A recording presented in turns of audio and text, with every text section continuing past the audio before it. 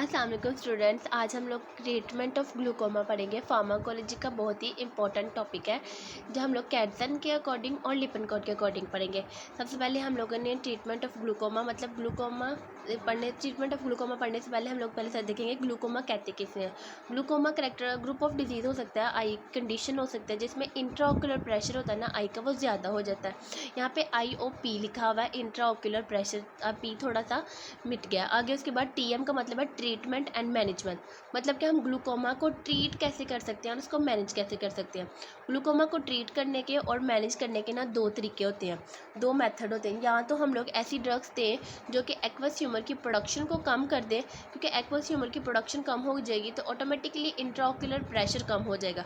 तो सबसे पहला मेथड जो ग्लूकोमा को ट्रीट करने के लिए यूज़ होता है वो यही है, प्रोडक्शन ऑफ एक्वस ह्यूमर को कम कर दिया जाए। सेकंड मेथड जो हम लोग ग्लूकोमा को ट्रीट करने के लिए यूज़ करते हैं वो ये होता है कि एक्वस ह्यूमर के ड्रेनेज को बढ़ा दिया जाए। मतलब ऐसी ड्रग्स दें ग्लूकोमा को ट्रीट करने के लिए जिनसे एक्वस ह्यूमर का ड्रेनेज ज़्यादा हो जाए। जितना एक्वस ह्यूमर का ड्रेनेज ज़्यादा हो जाएगा उतना इंट्राओक्यूलर प्रेशर कम हो जाएगा, कंट्रोल होगा, उतना ग्लूकोमा ट्रीट होगा। ठीक है, ये दो मेथड है ग्लूकोमा को ट्रीट करने के। या तो हम लोग एक्वस ह्यूमर की प्रोडक्शन को ही कम कर दें, बात को जड़ से ही ख़त्म कर दें कि वो प्रोड्यूस्ड ही नहीं हो रहा, ना वो प्रोड्यूस्ड होगा लिक्विड, ना प्रेशर इंक्रीज़ होगा और ना ग्लूकोमा होगा, वो मैनेज हो जाएगा ग्लूकोमा। और सेकंड मेथड के हम लोग उसकी ड्रेनेज को बढ़ा दें। उसकी ड्रेनेज बढ़ जाएगी तो फ्लूइड की क्वांटिटी कम हो जाएगी, जिसकी वजह से ऑटोमेटिकली प्रेशर क्या हो जाएगा, इंट्राओक्यूलर प्रेशर कम हो जाएगा, ग्लूकोमा ट्रीट हो जाएगा। देन सेकंड हमारे पास है, इसकी दो टाइप्स होती हैं, एक्यूट ग्लूकोमा होता है और हमारे पास क्रोनिक ओपन एंगल ग्लूकोमा होता है। एक्यूट एंगल ग्लूकोमा को ट्रीट करने का मेथड जो होता है वो अराइडेक्टोमी होता है और क्रोनिक ओपन एंगल ग्लूकोमा को ट्रीट करने का ड्रग थेरेपी। अब देखें, एक्यूट एंगल ग्लूकोमा को ट्रीट करने के लिए जो हम लोगों ने अराइडेक्टोमी कह रहे हैं, अराइडेक्टोमी का मतलब होता है कि जो आई का पार्ट होता है आइरिस, इसको हम लोग क्या करते हैं कि रिमूव कर देते हैं, आइरिस रिमूव कर देते हैं, जिसकी वजह से एक्यूट एंगल ग्लूकोमा क्या हो जाता है, ट्रीट हो जाता है। देन सेकेंड है क्रोनिक ओपन एंगल ग्लूकोमा। मज़े की चीज़ ही क्रोनिक ओपन एंगल ग्लूकोमा को पढ़ना है, क्योंकि इसमें हम लोग ड्रग थेरेपी पढ़ते हैं। ड्रग थेरेपी मतलब कौन कौन सी ड्रग दे रहे हैं क्रोनिक ओपन एंगल ग्लूकोमा को ट्रीट करने के लिए, और यही तो हमने पढ़ना है फार्माकोलॉजी में। हमारा फार्माकोलॉजी में काम ही है ड्रग्स को पढ़ना, ड्रग्स के मैकेनिज्म ऑफ एक्शन को पढ़ना कि वो काम कैसे करते हैं, कौन कौन से डिसऑर्डर में कौन कौन सी ड्रग्स दी जाती हैं, उनके एडवर्स इफेक्ट्स क्या होते हैं, उनके थेराप्यूटिक यूजेस क्या होते हैं, और वो कॉन्ट्राइंडिकेशन किन किन कंडीशंस में होती हैं, मतलब किन किन पेशेंट्स को हम वो ड्रग नहीं दे सकते। तो क्रोनिक ओपन एंगल ग्लूकोमा को ट्रीट करने के लिए हम लोग ड्रग थेरेपी, जो कि हमारी मेन चीज़ है, मतलब देखेंगे अब कौन कौन सी ड्रग्स हैं, कौन कौन सी क्लासिफिकेशंस है, कौन कौन सी ड्रग कौन कौन सी फैमिली से बिलोंग करते हैं जो हम लोग ग्लूकोमा को ट्रीट करने के लिए देते हैं। ये बहुत ही इंपॉर्टेंट क्वेश्चन आता होता है, अक्सर पेपर में पूछा जाता है कि ड्रग्स कौन कौन सी यूज़ हो रही हैं ग्लूकोमा को ट्रीट करने के लिए। सबसे पहले ड्रग्स जो यूज़ हो रही है वो प्रोस्टाग्लैंडिन एनालॉग्स हैं। टोटल 6 तरह की ड्रग्स होती हैं, मतलब 6 फैमिलीज़ ऑफ ड्रग्स हैं, 6 टाइप्स ऑफ क्लासिफिकेशंस हैं जो कि हम लोग ग्लूकोमा को ट्रीट करने के लिए देते हैं। सबसे पहले प्रोस्टाग्लैंडिन एनालॉग्स हैं जिसमें लेटानोप्रोस, पेमेटोप्रोस एट्सेट्रा। एंड देन सेकेंड होता है बीटा ब्लॉकर्स, टाइमोलोल एट्सेट्रा। और इनकी क्लासिफिकेशन मतलब 6 टाइप्स ऑफ क्लासिफिकेशन हमने आपने अच्छे से पढ़नी है, इनके नाम आपने अच्छे से याद करने, क्योंकि सबसे पहले हम लोग क्लासिफिकेशन याद करेंगे, नाम याद करेंगे, देन तभी तो हमें उसका मैकेनिज्म ऑफ एक्शन याद रहेगा और एडवर्स इफेक्ट्स वगैरह, थेराप्यूटिक यूजेस एट्सेट्रा याद रहेगा, जो कि हमारे लिए ज़रूरी है। उसके बाद हमारे पास है सिम्पैथोमिमेटिक्स, अल्फा 2 एगोनिस्ट, कोलिनोमिमेटिक्स। ये हम लोगों ने जो है ना कैटसन की बुक से स्लाइड बनाई है ताकि आपको अच्छे से याद रहे, क्योंकि अक्सर पेपर कैटसन की बुक से आ जाता है। देन कार्बोनिक एनहाइड्रेस इनहिबिटर और ऑस्मोटिक एजेंट्स। अब रिवाइज कर लेते हैं कौन सी 6 टाइप्स ऑफ क्लासिफिकेशन हमने पढ़ी हैं जो ग्लूकोमा को ट्रीट करने के लिए हम लोग देते हैं। सबसे पहले प्रोस्टाग्लैंडिन एनालॉग्स हैं, देन सेकेंड बीटा ब्लॉकर्स हैं, थर्ड सिम्पैथोमिमेटिक्स ड्रग्स हैं, उसके बाद अल्फा 2 एगोनिस्ट है, कोलिनोमिमेटिक्स है। मतलब ये सिम्पैथोमिमेटिक को कोलिनोमिमेटिक्स, वो कोलिनर्जिक एगोन, कैटसन की बुक में सिम्पैथोमिमेटिक और कोलिनोमिमेटिक्स लिखा हुआ है, लेकिन अगर हम लोग लिपिनकोड की बुक के अकॉर्डिंग देखें तो वहाँ पर कोलिनर्जिक एगोनिस्ट और एड्रीनर्जिक एगोनिस्ट लिखा हुआ है।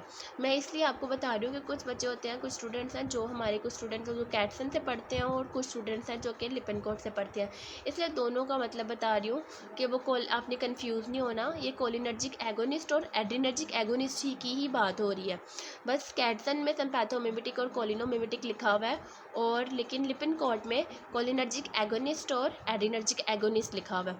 कोलिनोमिमेटिक पाइलोकार्पिन, कार्बाकोल और फाइजोस्टिग्मिन। आगे हमारे पास है कार्बोनिक एनहाइड्रेस इनहिबिटर, जिसे में एसिटाजोलामाइड आता है एटसेट्रा। उसके बाद ओस्मोटिक एजेंट्स, जो कि हमारी वन ऑफ द क्लास है किसकी, डायरियोटिक्स की। आपने डायरियोटिक वाला चैप्टर तो पढ़ा ही होगा लिपिनकोड में, की बुक में डायरियोटिक्स वाला चैप्टर आता है। तो डायरियोटिक्स है, ये ओस्मोटिक एजेंट है मैनिटोल, जो कि हम लोगों को ग्लूकोमा को ट्रीट करने के लिए देती हैं। सिक्स टाइप्स ऑफ क्लासिफिकेशन, मतलब 6 टाइप्स ऑफ फैमिली, मतलब कह सकते हैं कि 6 ड्रग्स की फैमिलीज इन्वॉल्व है ग्लूकोमा को ट्रीट करने के लिए। छोटी सी आँख है, उसकी इंट्राओक्यूलर प्रेशर को बढ़ रहा है, तो 6 तरह की ड्रग्स यूज़ हो रही हैं, मतलब 6 फैमिलीज ऑफ ड्रग्स यूज़ हो रही हैं उसके इंट्राओक्यूलर प्रेशर को कम करने के लिए, ग्लूकोमा को ट्रीट करने के लिए। उसके बाद हमारे पास सबसे पहली जो ड्रग है जो कि हम लोग पढ़ेंगे, जिसका मैकेनिज्म ऑफ एक्शन पढ़ेंगे, एडवर्स इफेक्ट पढ़ेंगे, जो ग्लूकोमा को ट्रीट करने के लिए यूज़ हो रहे हैं, वो है सबसे पहले प्रोस्टाग्लैंडिन एनालॉग्स। प्रोस्टाग्लैंडिन एनालॉग्स क्या करते हैं, हमने पहले ही मैंने आपको पहली स्लाइड में पढ़े थे, मेथड बताए थे, फिर से एक बार बता देती हूँ, ये आपने नहीं भूलने। इसी की बेस पे सारे मैकेनिज्म ऑफ एक्शन है। ग्लूकोमा को ट्रीट करने के लिए 2 मैकेनिज्म ऑफ एक्शन यूज़ होते हैं। सबसे पहले जो कि सारी ड्रग्स कर रही हैं, कुछ ड्रग्स एक मेथड यूज़ करिए, फर्स्ट वाला कि वो एक्वस ह्यूमर की प्रोडक्शन को कम कर रही हैं, और कुछ ड्रग्स होती हैं जो कि एक्वस ह्यूमर के ड्रेनेज को बढ़ा रही हैं। अब यही 2 मेथड जो है ना, सब ड्रग्स की क्या है, मैकेनिज्म ऑफ एक्शन है। इस वजह से ये की पॉइंट है इस टॉपिक का, स्लाइड का, तो ये आपने नहीं भूलना। वो कहते हैं ना, जैसे हर ट्री की जड़ होती है, जड़ के बगैर ट्री नहीं खड़ा हो रह सकता, जड़ ही नहीं होंगी तो ट्री कैसे होगा। इस वजह से ये इसका मेथड है प्रॉपर, इस टॉपिक की ये जड़ है, तो ये जड़ आपने अच्छे से याद रखनी है, तभी पूरा टॉपिक आपको याद रहेगा कि ग्लूकोमा को ट्रीट करने का मैकेनिज्म ऑफ एक्शन क्या होता है। कि यहाँ तो एक्वस ह्यूमर की प्रोडक्शन को कम कर दिया जाए, यहाँ तो एक्वस ह्यूमर की ड्रेनेज को बढ़ा दिया जाए। अब ये कौन कौन सी, हमने बस ये याद करना है कि कौन सी ड्रग है जो एक्वस ह्यूमर की प्रोडक्शन को कम कर रही है, और कौन सी ड्रग है जो कि एक्वस ह्यूमर की ड्रेनेज को बढ़ा रही है। फिर देन हमने क्लासिफिकेशन की, 6 टाइप्स ऑफ क्लासिफिकेशन है, जैसे प्रोस्टाग्लैंडिन एनालॉग्स है, बीटा ब्लॉकर्स है। फैमिलीज़ के नाम याद कर लिए कि कौन कौन सी फैमिलीज़ हैं जो कि अपना रोल प्ले कर रही है ग्लूकोमा को ट्रीट करने में। सबसे पहली फैमिली कौन सी है, प्रोस्टाग्लैंडिन। देन सेकंड फैमिली कौन सी है, beta blocker. Then third family है सिम्पैथोमिमेटिक्स, कोलिनोमिमेटिक्स, जो मैंने आपको बता दिया कि ये कैटसन की बुक में इनके लिए नाम लिखे हैं, और लिपिनकोड की बुक में जो स्टूडेंट्स पढ़ते हैं उनको भी ईजी रहे, कोलिनर्जिक एगोनिस्ट और adrenergic agonist. Carbonic anhydrase inhibitor 5th family, और 6th फैमिली हमारे प्यारे diuretics, osmotic diuretics agents. Then आगे हमारे पास है प्रोस्टाग्लैंडिन एनालॉग्स का मैकेनिज्म ऑफ एक्शन क्या होता है, कैसे ये ट्रीट करते हैं हम ग्लूकोमा को। ये ड्रेनेज ऑफ एक्वस ह्यूमर को बढ़ा देते हैं, वही जो बात आपको पहले बताई थी। उसके बाद इसके एडवर्स इफेक्ट में irreversible brown pigmentation of iris आता है, ड्राइनेस ऑफ आइज आता है, और कंजक्टिवाइटिस आता है। पता है ये प्रोस्टाग्लैंडिन ने irreversible brown pigmentation of iris क्यों कॉज कर रहा है, क्योंकि ये मेलानिन को स्टिमुलेट कर देता है। मेलानिन को स्टिमुलेट करके ना ये परमानेंट आई कलर ही चेंज कर रहा है, पूरे आइरिस को ही डैमेज कर रहा है, क्योंकि मेलानिन को हमें पता है कि कलर चेंजिंग में रोल होता है, वो पिगमेंटेशन कॉज करते हैं। इस वजह से जो प्रोस्टाग्लैंडिन होता है ये क्या करता है कि जब हम इसको ग्लूकोमा को ट्रीट करने के लिए देते हैं ना, तो इसका one of the dangerous adverse effect ये होता है कि ये मेलानिन को स्टिमुलेट करना शुरू कर देता है। जब ये मेलानिन को स्टिमुलेट करता है तो ये ब्राउन पिगमेंटेशन कॉज करता है, वो भी परमानेंट और इरिवर्सिबल, मतलब वो सही भी नहीं हो रही। और ड्राइनेस ऑफ आइज कॉज करता है, क्योंकि ये इरिटेट कर रहा है ना उसको, तो ड्राइनेस कॉज करता है, और कंजक्टाइवा में इन्फ्लेमेशन भी कॉज करता है इरिटेट करके, तो कंजक्टिवाइटिस कॉज करता है। ये इसके एडवर्स इफेक्ट है। सबसे पहली क्लास जो हमने ग्लूकोमा को ट्रीट करने के लिए पढ़ी वो कौन सी है, प्रोस्टाग्लैंडिन एनालॉग। उसका मैकेनिज्म ऑफ एक्शन क्या है कि वो एक्वस ह्यूमर की प्रोडक्शन ड्रेनेज को क्या कर रहा है, बढ़ा रहा है। उसके 3 हमारे पास एडवर्स इफेक्ट है। सबसे पहला कि irreversible brown pigmentation of iris, dryness of eyes and conjunctivitis, मतलब कंजक्टिवा की इन्फ्लेमेशन। आगे हमारे पास है बीटा ब्लॉकर। सेकंड क्लास जो हम लोग दे रहे हैं ग्लूकोमा को ट्रीट करने के लिए वो है बीटा ब्लॉकर।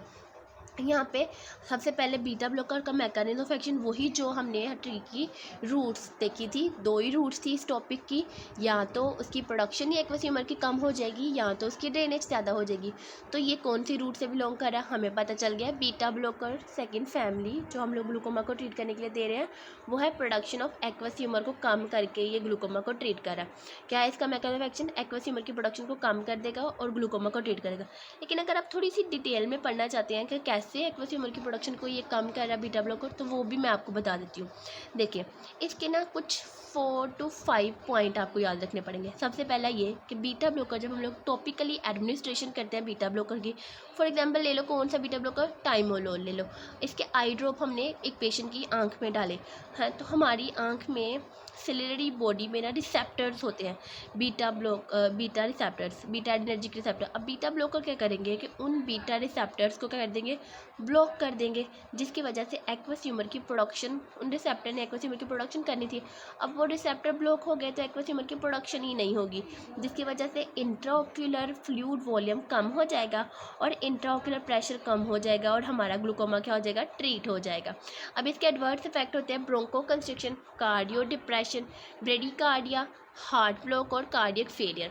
देखो ब्रोंको कंस्ट्रिक्शन होता है कि ब्रोंक्यूल्स का कॉन्ट्रैक्ट होना, इसी वजह से तो बीटा ब्लॉकर एस्थमा वाले पेशेंट में क्या होता है, कॉन्ट्राइंडिकेशन होता है, मतलब हम एस्थमा वाले पेशेंट को बीटा ब्लॉकर नहीं देते क्योंकि ये ब्रोंक्यूल्स को कंस्ट्रिक्ट करे। अब एस्थमा का पेशेंट होता है पहले ही सांस नहीं ले पा रहा होता, पहले से ही उसकी ब्रोंक्यूल्स में कंस्ट्रिक्शन होती है, पहले से ब्रोंक्यूल्स के मसल्स ऐसे कॉन्ट्रैक्ट हुए होते हैं, तो अगर हम उसको बीटा ब्लॉकर दे देंगे तो वो बेचारा सांस ले पाएगा, वो तो उसकी तो डेथ हो जाएगी, उसको तो सांस आएगा ही नहीं। तो ये क्या होता है कि बीटा ब्लॉकर का एडवर्स इफेक्ट करके वो ब्रोंको कंस्ट्रिक्शन काज करता है। तो साथ मैंने आपकी इसकी कॉन्ट्राइंडिकेशन भी बता दी कि ये अस्थमा वाले पेशेंट को नहीं दे सकते बीटा ब्लॉकर ग्लूकोमा ट्रीट करने के लिए। सेकेंड, कार्डियो डिप्रेशन काज करता है, क्योंकि हमें पता होता है कि जो बीटा ब्लॉकर होते हैं ना वो सिलेक्टिव भी होते हैं और नॉन सिलेक्टिव भी होते हैं, और जो हमारे बॉडी में बीटा रिसेप्टर्स होते हैं वो सिर्फ आइज़ में थोड़ी ना होते हैं, वो हार्ट में भी होते हैं। अगर हम लोग नॉन सिलेक्टिव बीटा ब्लॉकर दे रहे हैं तो वो सिर्फ आँख के बीटा रिसेप्टर्स को ब्लॉक नहीं करेंगे ना, वो कार्डियो बीटा रिसेप्टर को भी ब्लॉक कर देंगे, जिसकी वजह से वो कार्डियो डिप्रेशन कॉज करेंगे, ब्रेडिकार्डिया हार्ट बीट स्लो हो जाएगी, हार्ट ब्लॉक हो जाएगा और कार्डियक फेलियर के चांसेस है। इस वजह से ये इसके एडवर्स इफेक्ट है। आगे हमारे पास है अल्फ़ा 2 सिलेक्टिव एगोनिस्ट। अल्फ़ा 2 क्या कर रहा है कि ये भी क्या कर रहा है कि प्रोडक्शन ऑफ एक्वस ह्यूमर। हमने कहा था ना कि हमारे 2 ही की पॉइंट हैं, ट्रीज़ की 2 ही रूट है। पहली ये कि या तो एक्वस ह्यूमर की प्रोडक्शन कम हो जाएगी या तो उसकी ड्रेनेज ज़्यादा हो जाएगी। तो प्रोस्टाग्लैंडिन क्या कर रहा था, एक्वस ह्यूमर की ड्रेनेज को बढ़ा रहा था। अभी तक हमने अभी 3 ड्रग्स ही पढ़ी हैं। सबसे पहला हमने पढ़ी प्रोस्टाग्लैंडिन। प्रोस्टाग्लैंडिन क्या कर रहा था, एक्वस ह्यूमर की ड्रेनेज को बढ़ा रहा था। देन सेकंड हमारे पास बीटा ब्लॉकर था जो कि उसकी प्रोडक्शन को कम कर रहा था। अब हमारे पास थर्ड है अल्फ़ा 2 सिलेक्टिव एगोनिस्ट। ये क्या कर रहा है, ये भी बीटा ब्लॉकर की तरह डायरेक्टली उसकी प्रोडक्शन को ही कम कर रहा है। एक्वस ह्यूमर की प्रोडक्शन कम हो जाएगी, उसकी क्वांटिटी कम हो जाएगी, ऑटोमेटिकली जो प्रेशर है वो नीचे जाएगा, प्रेशर कम हो जाएगा तो ग्लूकोमा ट्रीट होगा। दूसरा ऑक्यूलर एलर्जी कॉज करता है, alpha 2 selective agonist skin allergy cause कर देते हैं पेशेंट्स में हु है एलर्जी टू दोज ड्रग्स। अगर कोई पेशेंट है उसको पहले से इस ड्रग से एलर्जी है तो ये उसमें तो बहुत ही सीवियर एलर्जी कॉज करेगा। वैसे भी ये एलर्जी कॉज करने की एबिलिटी रखता है, इतनी कैपेबिलिटी इसमें होती है। तो ये इसके एडवर्स इफेक्ट हैं। आगे हमारे पास है कोलिनोमिमेटिक्स, मतलब कोलिनर्जिक एगोनिस्ट। कैटसन की बुक के अकॉर्डिंग कोलिनोमिमेटिक और लिपिनकॉर्ड की बुक के अकॉर्डिंग कोलिनर्जिक एगोनिस्ट, क्योंकि हमें पता है कि कुछ स्टूडेंट्स कैटसन की बुक फॉलो करते हैं, कुछ स्टूडेंट्स लिपिनकॉर्ड की बुक फॉलो करते हैं। अगर मैकेनिज्म ऑफ एक्शन क्या होता है कि ये ड्रेनेज ऑफ एक्वस ह्यूमर को बढ़ा रहा है। वही हमारी 2 बात फिर से आगे कि जैसे हमारे ट्री हमारा टॉपिक हमारा ट्री है और इसकी 2 ही रूट है, या इसकी हमारा टॉपिक क्या है, हमारा ट्री ग्लूकोमा, और इसकी 2 ही रूट है, या तो एक्वस ह्यूमर की ड्रेनेज बढ़ जाएगी पहली रूट, और दूसरी रूट या तो एक्वस ह्यूमर की प्रोडक्शन ही कम हो जाएगी। तो हमने देखा कि प्रोस्टाग्लैंडिन क्या कर रहा था, उसकी ड्रेनेज को कम कर रहा था, और अल्फ़ा 2 सिलेक्टिव एगोनिस्ट और बीटा ब्लॉकर क्या कर रहे थे, उसकी प्रोडक्शन को कम कर रहे थे। इसी तरह कोलिनोमिमेटिक्स भी क्या करेगा, एक्वस ह्यूमर की ड्रेनेज को बढ़ा दे, ये एक्वस ह्यूमर की ड्रेनेज को बढ़ा देगा। ठीक है, इसके एडवर्स इफेक्ट क्या होते हैं, इंड्यूस मायोपिया। हमें पता है मायोपिया किसे कहते हैं, नियर साइटेडनेस को मायोपिया कहते हैं। ब्राउन एचिस हमारे पास है, ये ब्राउन एचिस काज करते हैं और हमारे पास आगे है रेटिनल टीयर्स और डिटैचमेंट कॉज करते हैं, और रेटिनल डिटैचमेंट कॉज करते हैं, और cataract in normal I, cataract करते रहते हैं। ये ना जो रेटिनल डिटैचमेंट्स होते हैं, रेटिनल टीयर, कैटरेक्ट होते हैं, ये आई डिसऑर्डर्स होते हैं जो कि कोलिनोमिमेटिक्स की वजह से, कोलिनर्जिक एगोनिस्ट की वजह से होते हैं। इंड्यूस मायोपिया हमें पता है नियर साइटेडनेस होता है जो कि इसकी वजह से, तो ये इसके एडवर्स इफेक्ट लिखे हुए हैं। उसके बाद आगे हमारे पास होता है, अगली हमारे पास कौन सी क्लास है जो कि ट्रीट कर रही है कोलिनर्जिक ग्लूकोमा को ट्रीट कर रही है, वो है हमारे पास carbonic anhydrase inhibitor. Carbonic anhydrase inhibitor का मैकेनिज्म ऑफ एक्शन क्या होता है कि वो कैसे ट्रीट करती है ग्लूकोमा को, वो हम लोग देखेंगे। तो क्या करते हैं कि वो एक्वस ह्यूमर की प्रोडक्शन को कम करें। अब एक बार फिर से रिमाइंड करें अपने माइंड में कौन कौन सी ड्रग है जो एक्वस ह्यूमर की प्रोडक्शन को कम कर रही है और कौन कौन सी ड्रग है जो एक्वस ह्यूमर की ड्रेनेज को बढ़ा रही है। तो जो बीटा ब्लोकर्स हैं और अल्फा 2 सेलेक्टिव एगोनिस्ट हैं, ये दोनों क्या कर रहे हैं, प्रोडक्शन को कम कर रहे हैं।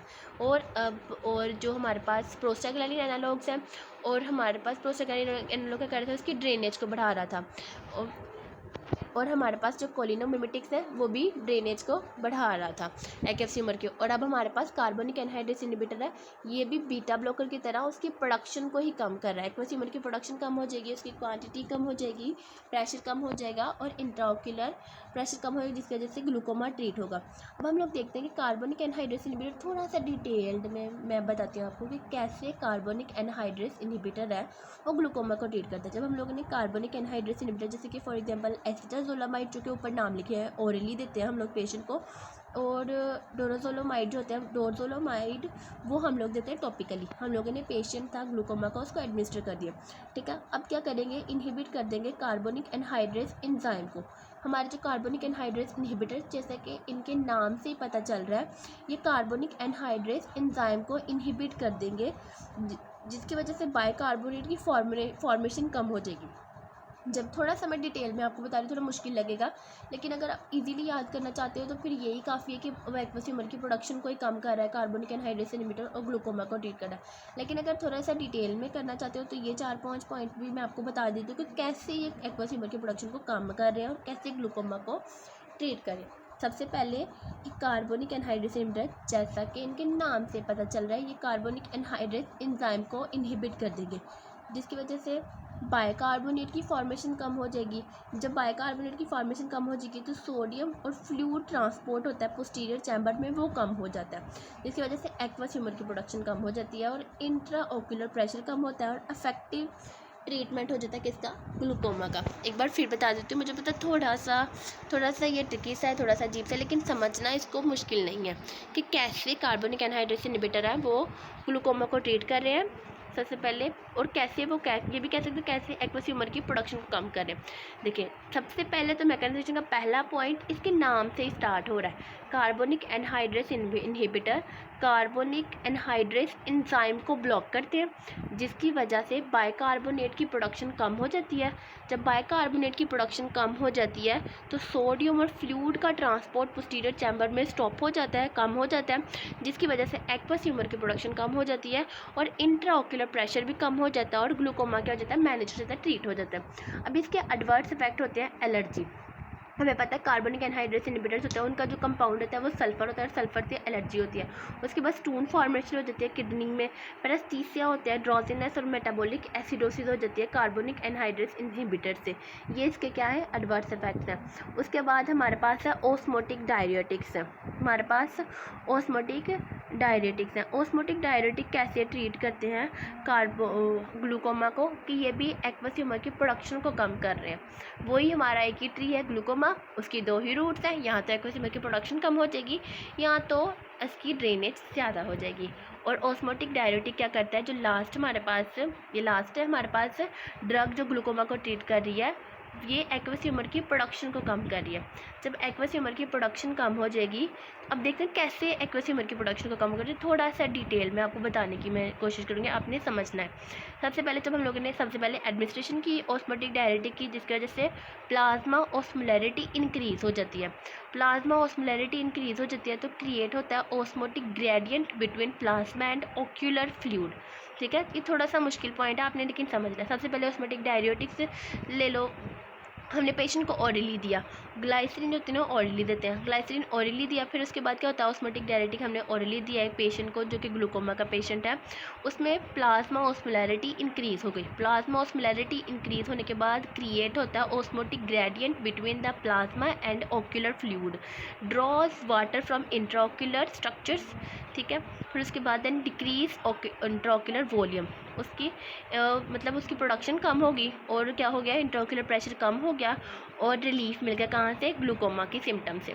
अब इसके एडवर्स इफेक्ट में क्या है, एक्स्ट्रा सेलुलर वॉल्यूम एक्सपेंशन हो जाता है, हाइपरक्लीमिया मतलब पोटेशियम का लेवल ज़्यादा होने के चांसेस होते हैं, हाइपरनेट्रीमिया और हाइपोनेट्रीमिया के भी चांसेस होते हैं, मतलब सोडियम ज़्यादा भी हो सकता है कम भी, और एक्यूट रेनल फेलियर हो सकता है। ठीक है, आज हम लोगों ने क्या पढ़ा, ग्लूकोमा। अब थोड़ा सा इसे थोड़ा सा रिमाइंड करके थोड़ा सा रिवाइज कर लेते हैं। सबसे पहले हम लोगों ने पढ़ा कि ग्लूकोमा कहते किसे हैं, जब हमारी आँख में इंट्राओक्यूलर प्रेशर बढ़ जाता है उसे ग्लूकोमा कहते हैं। और हम लोगों को ग्लूकोमा को ट्रीट कैसे कर सकते हैं, दो ही इसके की पॉइंट हैं, या तो एक्वस ह्यूमर की प्रोडक्शन को कम करके या तो एक्वस ह्यूमर के ड्रेनेज को बढ़ा के।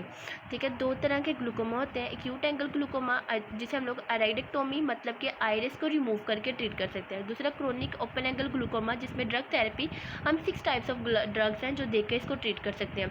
सबसे पहले जिसमें प्रोस्टाग्लैंडिन एनालॉग्स था, बीटा ब्लॉकर्स था, then sympathomimetics, alpha 2 agonist, cholinomimetic, cholinergic agonist, carbonic anhydrase inhibitor और ऑस्मोटिक एजेंट्स था। फिर हमने उसके मैकेनिज्म ऑफ एक्शन को पढ़ा जो कि पहले की पॉइंट की बेस पे है कि हमने बस ये आपने याद रखना कि कौन सी ड्रग है जो एक्वस ह्यूमर की प्रोडक्शन को कम कर रही है और कौन सी ड्रग है जो एक्वस ह्यूमर के ड्रेनेज को बढ़ा रही है और वो ट्रीट कर रही है। हम पर्पस दोनों का सब ड्रग्स का सेम है, छः क्लासिफिकेशन हमने पढ़ी, 6 फैमिलीज ऑफ ड्रग्स पढ़ी, फार्माकोलॉजी की बुक के अकॉर्डिंग भी हमने इसमें लिखा हुआ है, लिपिन कोड की बुक के अकॉर्डिंग भी, सॉरी फार्माकोलॉजी की लिपिन कोड की बुक के अकॉर्डिंग भी और कैटसन की बुक के अकॉर्डिंग भी। अपने दोनों से यहाँ अच्छे से पढ़ना है, पूरा लेक्चर लेना है, चैनल को फॉलो करना है और सब्सक्राइब करना है, और मिलते हैं फिर न्यू लेक्चर में।